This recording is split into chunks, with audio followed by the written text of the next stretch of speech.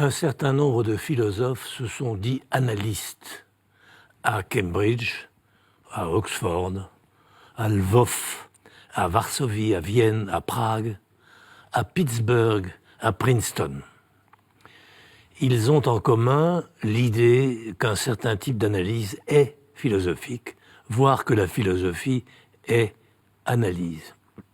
Leurs maîtres mots, propositions, phrases, significations soulignent un certain caractère linguistique de l'entreprise.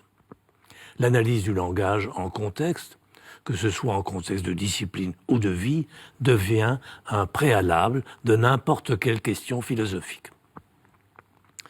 Les questions philosophiques, distinctes des questions empiriques comme des questions formelles, appelleraient une clarification logique de la pensée et une illumination de la nature des faits.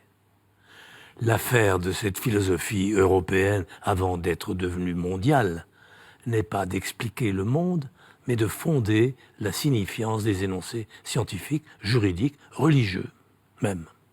La théologie est concernée. La tradition analytique s'est centrée autour de deux questions modestes en apparence. Que voulez-vous dire? Comment connaissons-nous? On se demande ce qui la distingue des projets critiques en philosophie ou herméneutique. La seconde question présuppose d'ailleurs la première, et celle-ci une autre, plus explicite. Comment parlons-nous?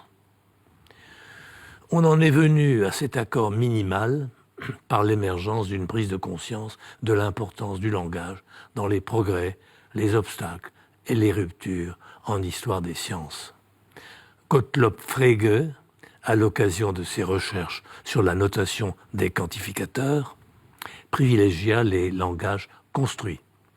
Mais en élargissant la pensée signifiante, c'est-à-dire capable d'être vraie ou fausse, on l'associe soit avec la vue métaphysique de Russell, l'atomisme logique, soit avec des doctrines empiristes du positivisme logique, soit encore avec la pratique sans arrière-plan dogmatique de George Edward Moore. La première forme est formelle et réductive, et elle constitue l'analyse classique. La seconde, informelle et descriptive, se réserve parfois le nom d'élucidation. En Angleterre, le mouvement prend figure avec la déclaration réaliste de Moore et Russell en 1903. Nous nous permîmes de penser que l'herbe est verte. Elle trouve une sorte d'achèvement avec le Tractatus en 1921, avant de s'ouvrir au positivisme logique. Un certain dogmatisme de la sensation combiné aux présupposés de la pratique analytique. L'analyse descriptive des tournures de la langue commune va donner lieu aux investigations de Wittgenstein. Les auteurs ont dû élaborer leur méthode sans tomber dans la lexicographie. Elle concernera la logique informelle, je dis bien informelle, des expressions. Selon les tenants de l'approche analytique classique, le langage religieux ne présentait ni les garanties logiques, ni les justifications empiriques pour être signifiant. Invérifiable, partant dépourvu de sens, il ne représentait aucun état de fait possible. Le référent, Dieu, est un pseudo-objet et la preuve du théologien s'effondre dans ses prémices. L'inspiration traditionnelle de David Hume survit, on ne peut pas former l'idée de Dieu. Alors, prouver son existence, imaginez. Il fallut donc attendre une nouvelle configuration interdisciplinaire. Pour une analyse fonctionnelle, le langage sera un produit complexe, doué d'un grand nombre d'usages légitimes. Avant d'être commune, dans un credo, une croyance a été communiquée. L'apport de la pragmatique, comme théorie de l'usage, est évidemment décisif. Pour tester son impact, j'ai construit un modèle de dialogue référentiel en 1979 sur la base de la logique modale quantifiée et de la logique des questions, en marge du dialogue en quête d'information décrit par Jaakko Hintikka en 1980.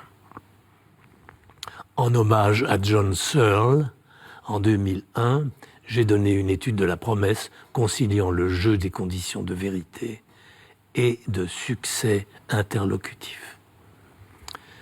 Analyse pluraliste, elle justifie une pluralité de caractères. Être relative à des événements, comporter un point de fuite eschatologique, impliquer un engagement, enfin.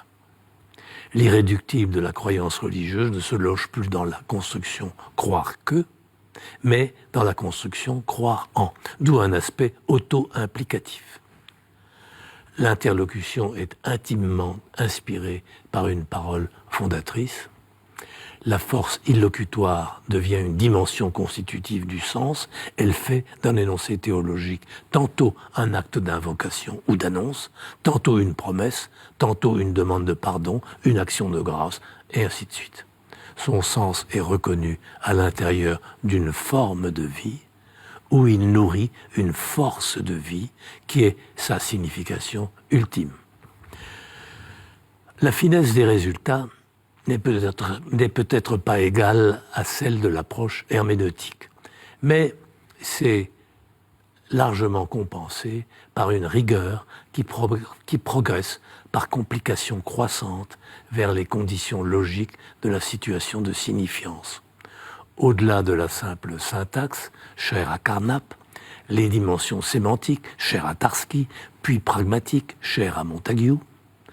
Bref, les moyens d'analyse se sont accrus par les théories des speech acts de Searle et des mondes possibles de Hintikka pour traiter de la communicabilité.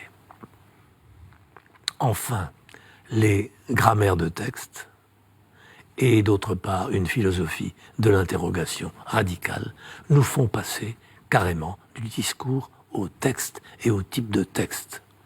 Pour une raison de clôture, d'abord, pas de texte sans corpus de texte, une raison de surcodification générique, un texte religieux aussi bien vaudra comme psaume, hymne, épître, évangile, une raison érothétique du grec érotan, interroger.